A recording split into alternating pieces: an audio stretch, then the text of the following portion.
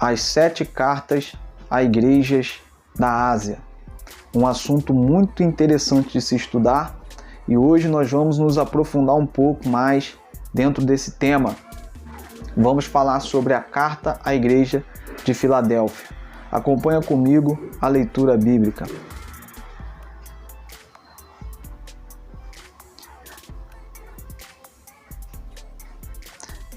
Apocalipse capítulo 3, a partir do versículo 7. Ao anjo da igreja em Filadélfia, escreve: Estas coisas diz o santo, o verdadeiro, aquele que tem a chave de Davi, que abre e ninguém fechará, e fecha e ninguém abrirá. Conheço as tuas obras, eis que tenho posto de ti uma porta aberta, a qual ninguém pode fechar, que tens pouca força. Entretanto, guardaste a minha palavra, e não negaste o meu nome. Eis, farei que alguns dos que estão na sinagoga de Satanás, desses que a si mesmo se declaram judeus e não são, mas mentem, eis que os farei vir e prostrar-se aos teus pés, e conhecer que eu te amei. Porque guardaste a palavra da minha perseverança, também eu guardarei da hora da provação que há de vir sobre o mundo inteiro, para experimentar os que habitam sobre a terra. Venho sem demora, conserva o que tens, para que ninguém tome a sua coroa. Ao vencedor, falo-ei coluna no santuário do meu Deus, e daí jamais sairá. Gravarei também sobre ele o nome do meu Deus, o nome da cidade do meu Deus, a nova Jerusalém, que desce do céu, vinda da parte do meu Deus. E o meu novo nome. Quem tem ouvidos, ouça o que o Espírito diz às igrejas.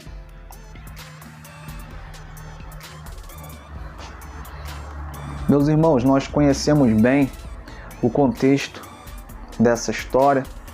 João fora arrebatado, fora levado a ter experiências com o Criador, e ali o Senhor Jesus Cristo, ele ordena, ele dá uma palavra a João para que escrevesse essas cartas às igrejas na Ásia.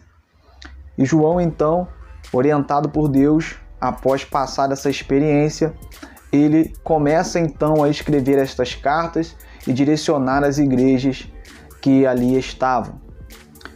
E existem 7 cartas, como nós vemos, às igrejas da Ásia, que compõem aí essa parte do livro do Apocalipse.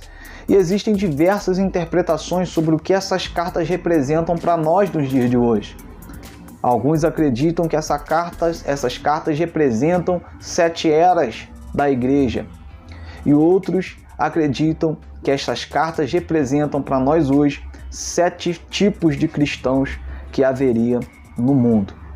Eu não quero pegar nenhuma bandeira nem outra e não entrar aqui em esses assuntos teológicos que são discutidos nas salas de aula teológicas durante muitos anos. Mas eu quero tentar extrair o máximo possível de aprendizado dessa carta, porque o apóstolo Paulo disse que toda a palavra de Deus é proveitosa para ensinar. Então, eu quero junto com você aqui aprender e extrair tudo aquilo que possa ser aplicável à nossa realidade hoje, à nossa vida, dessa maravilhosa e poderosa carta à igreja de Filadélfia. No versículo 7 do capítulo 3, no começo dessa carta, Jesus ele vem se apresentando e ele traz 2 nomes muito poderosos à sua própria pessoa. Ele se apresenta sendo como santo e verdadeiro. E isso traz para nós muitas reflexões, porque o Senhor Deus, orientando a nós na sua palavra, ele vem nos dizer: sede santo como o Senhor seu Deus é santo. A Bíblia vai dizer que sem a santificação ninguém verá a Deus. E agora nós nos encontramos nesse texto com Jesus se identificando para uma igreja dizendo: eu sou o santo, eu sou o verdadeiro. E isso parece que tem um eco daquilo que Jesus falou aos apóstolos quando ele disse: eu sou o caminho, a verdade e a vida. E trazendo isso para mim e para a sua vida nessa noite ou nesse dia, a depender da hora que você está vendo esse vídeo, trazendo isso aqui para nós precisamos entender que sem a santidade nós não vamos nos encontrar com Cristo. E sem a santificação, que é andar na verdade, nós também não vamos nos encontrar com Ele. Porque Ele é santo, e sendo santo, aqueles que a Ele se aproximam devem santificar-se também. Ele sendo a própria verdade, dizendo que Ele é o verdadeiro, aqueles que se aproximam dele devem também andar na verdade. É interessante que, a continuar esse versículo 7, ele já logo se identifica como sendo aquilo que a igreja de Filadélfia precisava naquele momento, que muitas vezes eu e você também precisamos. Ele se identifica como sendo aquele que tem a chave de Davi. E quando ele cita essa chave de Davi, ele está fazendo uma referência a uma profecia no livro do profeta Isaías. No capítulo 22, no versículo 21, por ali foi falado que a chave de Davi seria dada ao Messias. E quando Jesus, ele diz, eu tenho a chave de Davi, ele está fazendo essa referência para mais uma vez provar e testificar que as escrituras que falavam a respeito dele, elas se cumpriram. E é interessante que ele vem dizendo que a porta que ele abre, ninguém fecha. A porta que ele fecha, ninguém abre. E quando nós olhamos para isso, nós percebemos que eles, na igreja de Filadélfia, estavam precisando de portas abertas. Nós vemos que Deus e Jesus, eles se apresentam a nós com seus nomes, na sua multiforme graça, e se manifestam da forma que nós precisamos. Eu vou explicar melhor. Se você estiver precisando de uma provisão, para você ele é o Jeová Jirê. Se você estiver precisando de uma cura, para você ele é o Jeová Rafá, que é o Deus que cura. Jeová Jirê é o Deus da provisão. Então, quando Jesus diz para eles, eu sou aquele que tem a chave de Davi, aquele que abre porta, aquele que fecha a porta, ele era exatamente aquilo que eles precisavam. E como que nós podemos inferir isso? No versículo a seguir. No versículo a seguir, Jesus vem dizendo algo muito interessante que nós vamos falar daqui a um pouco. Ele fala, eu conheço as suas obras e pus diante de ti uma porta aberta, a qual ninguém poderá fechar. E se Jesus pôs diante deles uma porta aberta diante daquela igreja, é porque aquela igreja precisava disso. Do que é que você está precisando hoje? O que Jesus pode ser para você hoje? Talvez você esteja precisando de uma porta aberta. Ele é aquele que abre todas as portas. Então, ele se apresenta dessa forma para nós. Ele supre as lacunas da nossa vida. Agora, nesse versículo 8, ele fala uma coisa que me chamou a atenção. Ele fala assim, eu conheço as tuas obras. Analisando e refletindo sobre esse texto, eu fiquei pensando, por que Jesus não disse, eu conheço vocês? Eu conheço vocês. Porque se nós traçarmos um paralelo com aquilo que Jesus falou que acontecerá naquele grande dia, que muitos virão e dirão, mestre, em teu nome, expulsamos demônios em teu nome, curamos enfermos, e ele vai dizer, apartai-vos de mim que não vos conheço, nunca vos conheci.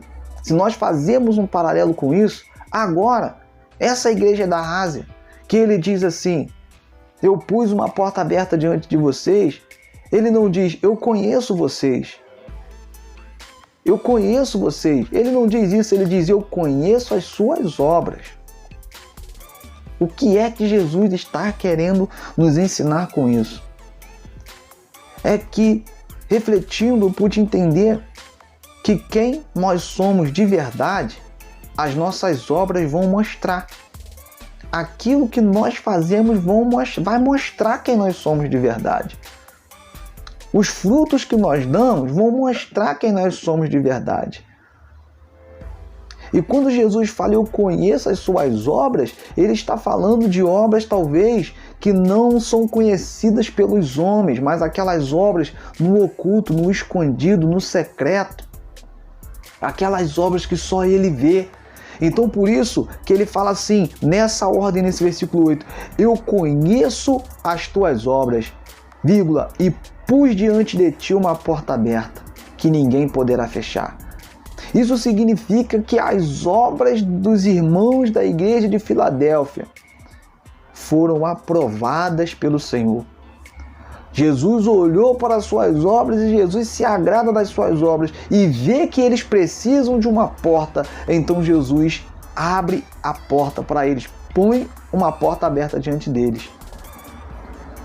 Se nós formos estudar a geografia de onde essa igreja de Filadélfia estava localizada, onde Filadélfia estava localizada, que era uma cidade onde passava-se muitas pessoas por causa do comércio daquela época, por causa da língua daquela época que estava em expansão, eu vou entender que essa porta também pode falar acerca de uma porta para evangelização, de uma porta para crescimento da igreja. Mas isso é assunto para uma outra oportunidade. Jesus colocou diante deles uma porta aberta. Se Jesus olhar para a minha e para as suas obras hoje, no secreto, as obras que ele vê, os nossos feitos, os nossos atos, as nossas atitudes, quando nós estamos em um lugar onde ninguém nos conhece, ou quando nós estamos em um lugar onde ninguém vai nos ver, se Jesus olhar para as nossas obras, o que ele vai enxergar? Será que ele vai abrir portas para nós? Quando ele olha para nossas obras e vê que nossas obras às vezes não são perfeitas diante dele, será que ele vai abrir portas para nós? Precisamos entender isso. Um cristão, ele não pode ser um cristão só de falar. Ele não pode ser um cristão só de boca, só de carteirinha. Um cristão precisa ter um caráter, precisa ter atitudes de um cristão. Um cristão, ele precisa verdadeiramente refletir a Cristo com as suas atitudes, com as suas ações, não somente diante dos homens, mas também no secreto diante de Deus. Jesus, ele nos ensinou quando falou acerca de oração. Ele disse, entra para o teu quarto, fecha a porta sobre si, e em secreto fala com o teu pai que vê o que está oculto, e o teu pai que vê o que está oculto te recompensará. Então, isso é muito profundo, porque nesse momento, Jesus está olhando para nós e está dizendo, eu conheço as tuas obras, eu estou vendo o que você está fazendo. A seguir, no próximo versículo, no versículo de número 9, a gente consegue perceber que eles estavam passando por uma luta, que eles estavam passando por uma perseguição, por algo do tipo, por causa dos judeus. E Jesus, ele vai dizer que estes judeus, eles dizem que são judeus, mas mentem. E que a sinagoga onde eles estão é a sinagoga de Satanás. E aqui, irmãos, eu quero abrir um parênteses para que nós venhamos entender uma coisa. O satanismo, ele existe. Ele existe. Existem pessoas que adoram ao Satanás. Então, penso eu, isso é uma inferência minha, que quando Jesus está dizendo que esses judeus se diziam judeus, mas mentiam, e a sinagoga onde eles estavam era a sinagoga de Satanás, acredito eu que esses judeus estavam de fato servindo ao nosso adversário.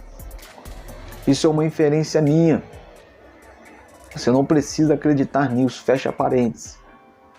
Mas o interessante é entender que quando Jesus ele mostra que esses estavam de alguma forma trazendo prejuízos à igreja de Filadélfia, Jesus ele vem dizendo: eis que farei.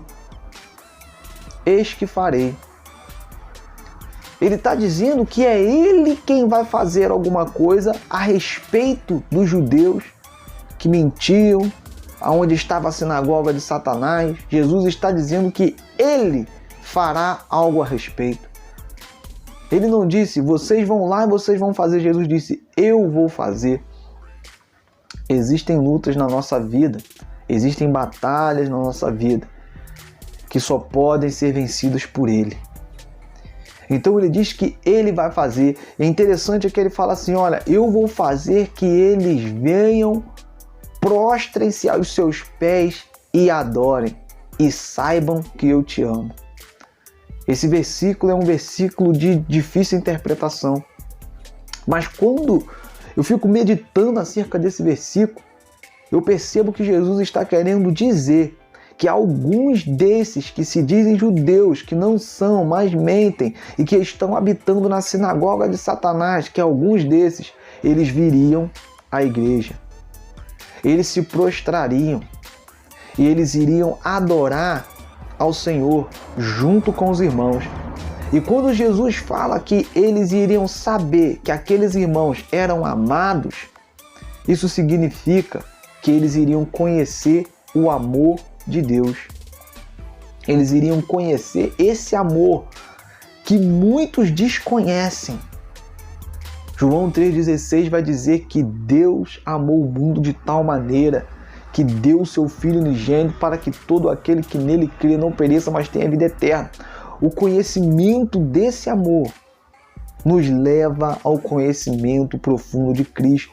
Então, quando Jesus diz, eu vou fazer com que eles adorem prostrados, eu vou fazer com que eles conheçam que eu te amei, que eu te amo.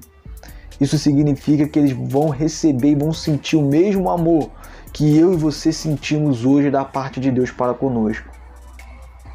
Então eu quero aplicar isso aqui na sua vida. Se você tem sofrido com pessoas que não só se dizem judeus, mas não são e mentem não, mas com cristãos que se dizem cristãos, mas não são e mentem, com pessoas que servem a outros deuses e que de alguma maneira tem trazido alguma perturbação para a sua vida, eu quero dizer para você, meu irmão, essa palavra nos mostra que Jesus interfere no meio dessas situações e Ele é poderoso para trazer o quebrantamento e a conversão. A Bíblia vai dizer que é o Espírito Santo quem convence o homem do pecado, da justiça e do juízo e que traz e atrai o homem para o Senhor.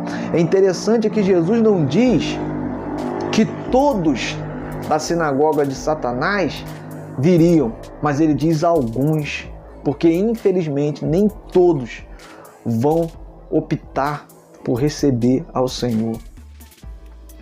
Então é muito interessante essa carta e traz muitas lições para nós hoje.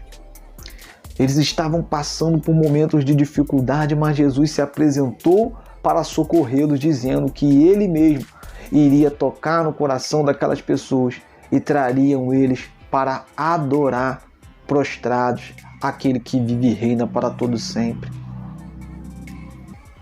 No versículo de número 10 dessa carta, Jesus ele fala qual é a resposta que ele daria à ação dos irmãos da igreja de Filadélfia.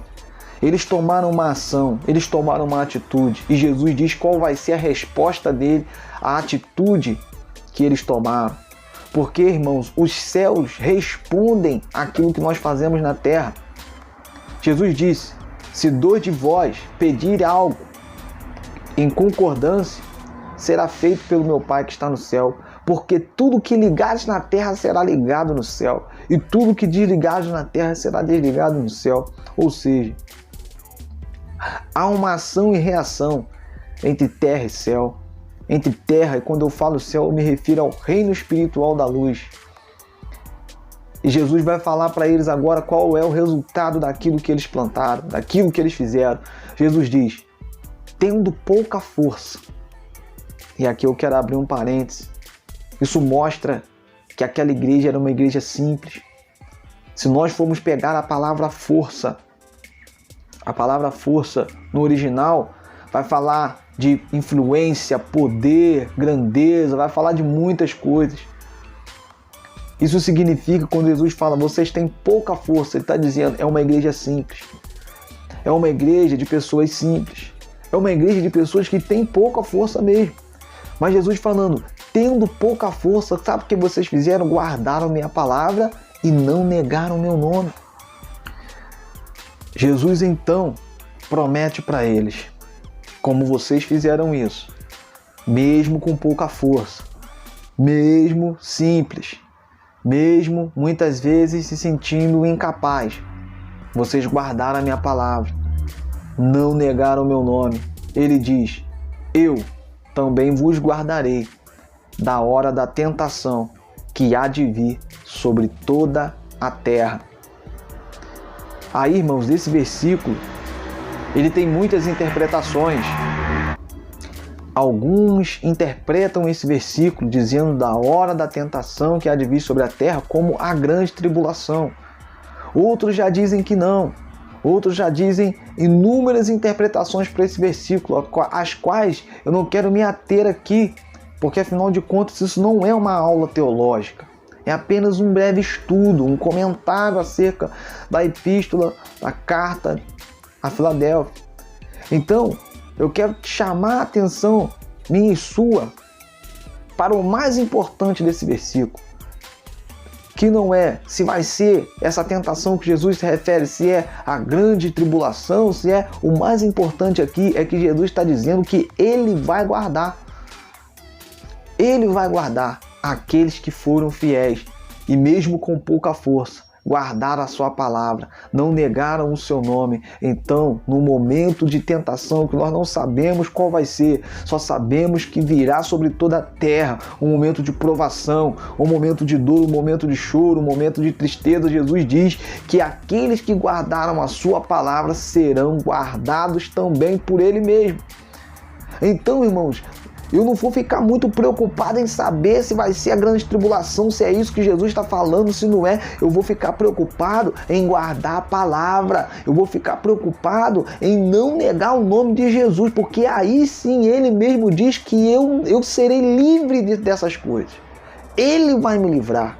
Ele vai te livrar. Por isso eu quero exortar você, encorajar você a cumprir a palavra, a não negar ao nome de Jesus, porque aí Ele vai nos livrar. No versículo de número 12, Jesus, ele começa com uma afirmação muito poderosa. Ele diz, eis que venho sem demora. Parece uma coisa até engraçada, né, irmão? Porque isso foi dito há mais de 2000 anos. E ele diz, eis que venho sem demora. Isso significa, irmão, que existe um dia, uma hora, um minuto, um segundo marcado para Ele vir. Ele não está demorando. Passaram-se mais de 2000 anos, mas Ele não está demorando não, irmãos. O que acontece é que ainda não chegou o tempo, mas esse tempo está chegando. Quando Ele diz, eis que venho sem demora, significa Ele não atrasou. Ele não vai atrasar. Quando chegar o momento determinado por Deus, irmãos, Ele virá para buscar aqueles que pertencem a Ele, aqueles que não negaram a palavra, aqueles que não negaram o seu nome. E é interessante que agora Ele vai dar uma orientação a essa igreja. Ele vai dizer, guarda o que você tem, para que ninguém tome a sua coroa. Agora, o que eles tinham, irmãos? O que é que a igreja de Filadélfia tinha que precisava ser guardado, ser preservado? Eles tinham pouca força. As portas estavam fechadas, Jesus veio para se manifestar e abrir as portas para ele, mas eles tinham pouca força. O que Jesus está querendo dizer com isso? Ele está querendo dizer, sabe o que eles tinham? Eles tinham um caráter. Eles tinham umas obras que foram aprovadas por Jesus. Eles tinham uma coisa chamada perseverança. Quando Jesus fala para eles, guarda o que tens, Jesus está querendo dizer, eu conheço as tuas obras, as tuas obras foram aprovadas, por isso eu abri portas para você. Agora, permaneça assim, não mude. Não mude. Continue sendo bênção. Continue guardando a palavra. Continue não negando o nome. Ele diz, olha, eu venho sem demora. Guarda o que você tem. Por quê? Porque às vezes nós começamos na caminhada e começamos firme, começamos guardando a palavra, começamos defendendo o nome do Senhor, não negando o nome do Senhor, começamos com obras maravilhosas, começamos com oração, com Bíblia, com jejuns, começamos aí nos guardando de falar mal das outras pessoas, começamos com aquela sede por fazer algo para o Senhor, começamos com aquele primeiro amor aceso, mas aí com o decorrer do tempo, do passar do tempo, com o decorrer do tempo em que Jesus ainda não voltou, muitos vão mudando, muitos vão sendo moldados pelo mundo, pelo sistema, e aí começam a abandonar aquele primeiro princípio a qual aprenderam. Quantos de nós aprendemos com os antigos a proceder de uma maneira e depois aprendemos a proceder de outra forma com outras pessoas e aí abandonamos aquele primeiro aprendizado e agora passamos a seguir em uma caminhada diferente? Então, quando Jesus ele começa a dizer, guarda o que você tem, ele está dizendo, olha, vocês foram aprovados, olha, eu olhei para as suas obras e eu vi as suas obras boas diante de mim, então você vai guardar o que você tem, você vai continuar dessa forma. Por isso eu quero encorajar você, meu irmão, minha irmã, você que tem pregado a palavra, você que tem orado por pessoas pela madrugada, você que tem evitado falar mal das outras pessoas, julgar as pessoas, você que tem sido fiel ao Senhor, levando seu dízimo, a sua oferta, guarda isso, continua, não para, não muda, guarda o que você tem, porque essa coroa que um dia você vai receber, ela já é sua, ela já está de sua posse e ela vai se manifestar sobre a sua vida naquele grande dia, porque Jesus breve virá e não tardará. No versículo a seguir, Jesus ele fala algo muito extraordinário. Ele começa a dizer que aquele que vencer, ou seja, nós vamos lutar, nós vamos batalhar para guardar o que temos, para não perder a coroa. E ele diz, aquele que vencer, aquele que chegar até o fim, ele fala assim, acabou a luta, acabou a peleja, acabou o esforço para ficar de pé, porque ele diz assim, eu vou fazê-lo coluna no templo do meu Deus. Ou seja, uma coluna é algo firmemente estabelecido. Uma coluna é algo firmemente estabelecido. É algo que não pode ser mudado de um lugar para o outro, ser roubado, por exemplo. Ninguém entra numa casa, numa obra e rouba uma das colunas. Não. Ela está ali, permanecerá ali. Então é isso que Jesus está dizendo. Quem vencer, ele vai fazer coluna, ou seja, vai chegar o momento, a hora em que eu e você não vamos precisar mais ficar lutando contra o pecado todos os dias, ficar lutando contra a carne todos os dias, vigiando para nos manter de pé todos os dias. Ele diz, persevera, porque quando você vencer, todas essas coisas terão passado. E Jesus começa a falar das glórias e das riquezas que eu e você vamos receber quando estivermos lá em cima. Ele fala que nós vamos receber o nome de Deus. E o nome que Jesus fala que vai ser escrito sobre nós vamos receber, acredito eu, Rafael, que não é nenhum nome que nós conhecemos, mas é um nome poderoso que ainda é desconhecido, que nos será revelado lá em cima. Aleluia.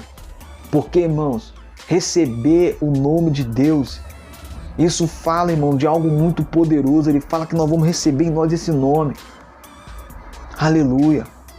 Nos mostrando que nós somos dele, pertencemos a ele, porque sobre nós está o nome dele.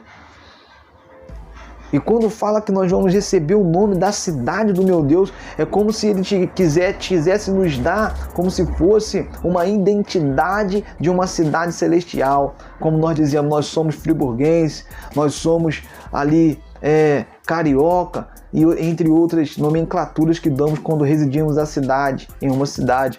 Lá no céu nós vamos receber o nome da cidade do Deus Todo-Poderoso, confirmando a nossa cidadania celestial. E também nós vamos receber uma nova revelação de Cristo, no sentido de que Ele diz: eu vou colocar sobre vocês o meu novo nome. Em um momento no livro de João, ele fala de um nome que ninguém sabia, somente Ele.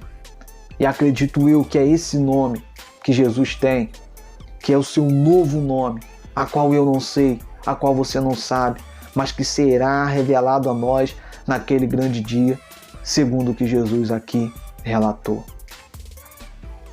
Que eu e você, irmãos, possamos ser como essa igreja de Filadélfia.